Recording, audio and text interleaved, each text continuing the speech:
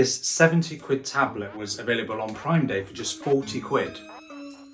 So I bought one of each colour.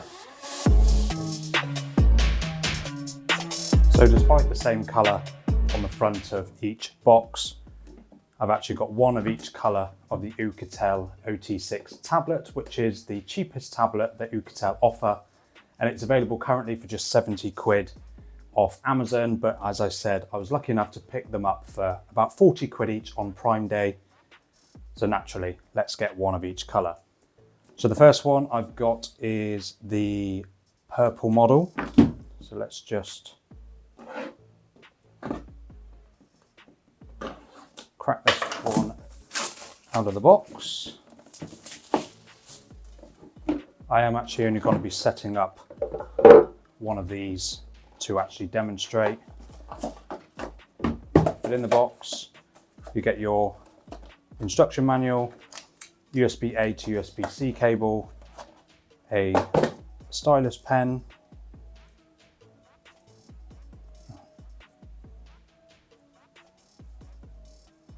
which apparently I've broken already. Let's scrap that idea. And then your charging brick, which is rated at just 10 watts. So we'll just pop all that inside for a second. So here is the Oukitel OT6 in the purple colour, which does feel quite nice. It is made of plastic, so it's not like the metal design of the OT8, which is ever so slightly more expensive. And then you get some pretty chunky bezels around the outside of the display. And you do get a screen protector built in on that one there. So let's just pop that one aside for a moment.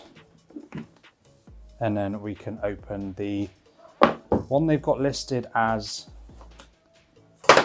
coffee, but I'm pretty sure it's like a greyish sort of colour.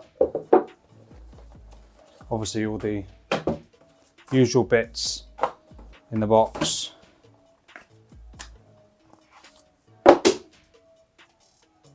It's definitely more grey than it is brown to me. Let's pop that back in the case. Actually no, we'll leave the case off. Scrap that idea.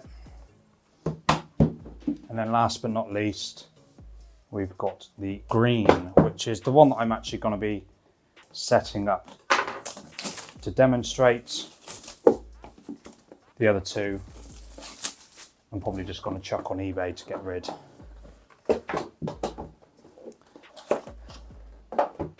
So here is the green model, which is actually quite nice. I'm not setting up the purple because I've got the OT8 in purple. So I thought I'd set up the green. Okay, so here is the Oukitel OT6, the cheapest in Oukitel's lineup of budget tablets, available for just 70 quid. So here is the green model that I'm going to be setting up to demonstrate. On the right of the tablet, you've got your power button with your volume rockers. There's a 3.5mm headphone jack, USB-C charging port, a micro SD card slot there on the side, a microphone there, and then speakers at the bottom there. And then just a very simple 5-megapixel rear camera, an LED flash, and then you've got just a 2-megapixel selfie camera. So of course, this sort of setup is only really going to be for basic video calls and that sort of stuff, not really for taking photos or doing videos or anything like that. So as you can see, the tablet has got some pretty chunky bezels, and it's just a basic 10.1 inch display with a resolution of 800 by 1280 with just 150 pixels per inch and a 60 Hertz refresh rate. So the very basic setup, but then at the 70 quid asking price, you can't really expect too much more. So I'm just going to quickly go through the setup process of the tablet. A few moments later. Okay, so I've just done the usual, adding in my Wi-Fi, password and Google information. And then it's just going through the rest of the setup process. Select Google as my search engine. Set a PIN.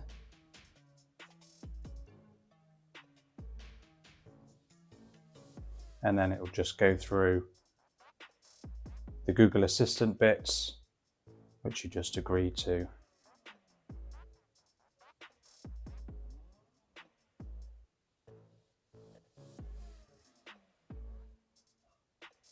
And then there's a few options to customize the rest, but we'll just skip that for now.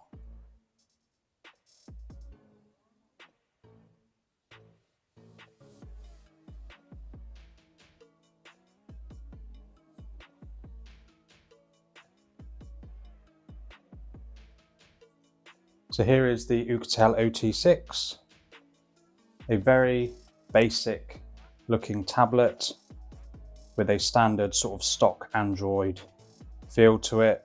That's basically all the apps that are on there. So there's no bloatware or anything like that. You are going to get pretty basic performance, as the processor inside is called an RK3562. That's all I know, never heard of it before, and it's built on an old 22 nanometer process. So it's not going to be the most efficient, but it should be half decent for giving you just some basic performance. And then just for reference purposes, I will download Geekbench 6 just to run some benchmarks on it as well. Okay, so I downloaded Geekbench 6 and I went to do the measurement, but it was taking so long that I thought I'm not waiting that long. So I will post the numbers down in the description below once I do eventually get those numbers for those that are interested. And I've also downloaded Need for Speed No Limits, which for some reason doesn't want to open. So again, I may have to reattempt that and post any results I found on the gaming down in the description. Again, this isn't the sort of thing that you would expect from a tablet. You know, you even though you're paying 70 quid, you'd want it to at least be able to do that, open a game.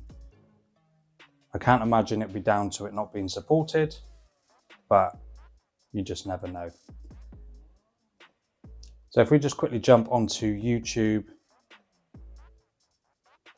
if that decides that it wants to work or not.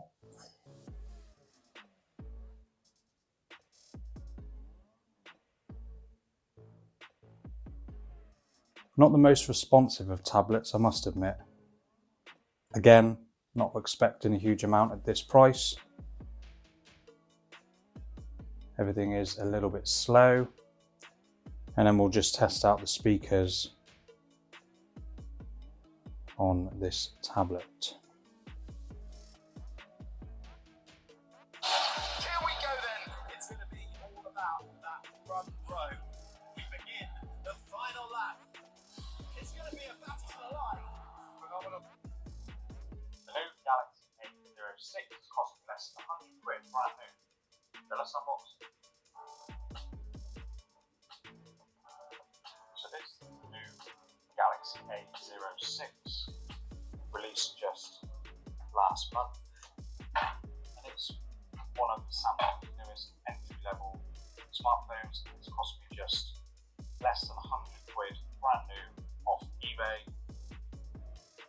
So they're not the best sounding speakers. I mean, I know you can't expect a huge amount again at this price. It does feel like it's getting a little bit warm around here. I'm not particularly trying much on this tablet at the moment, except trying to get a game to open that decides it won't. Cool. We might be in business. Okay, so we're loaded up with Need for Speed No Limits, as it eventually decided to work. So we'll just see how well the processor copes with a little bit of gaming. The RK Summit or other, whatever number it was it's called.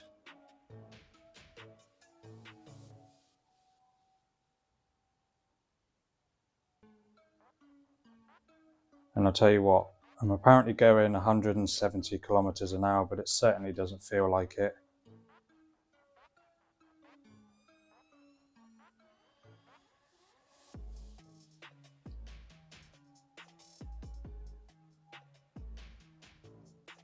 Doesn't seem to be any stutters, but it doesn't seem to also be the most smoothest experience, which again, you can't really expect at this price. But on the plus side, the display actually looks pretty good, despite only being 150 pixels per inch, which is pretty low resolution.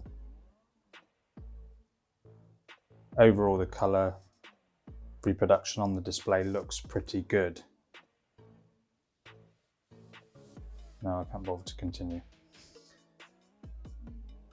Now, a few other tech specs from the Oukitel OT8.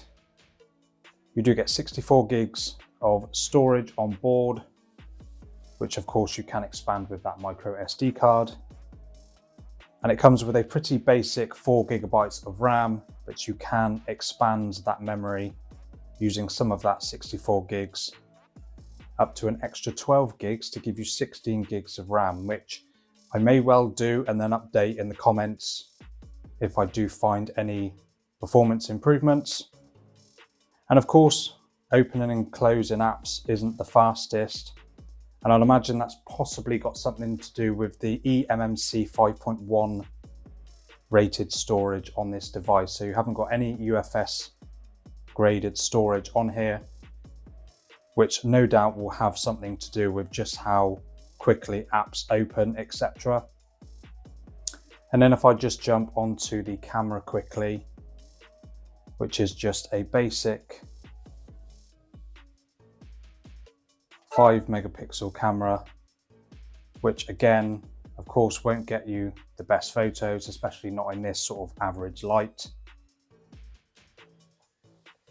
And then to flip round to the front camera, there isn't a toggle already on the screen. You've actually got to click the 3 dots up here to bring up your options, LED flash, timer, and then you just click that one there, and that will eventually flip around the camera.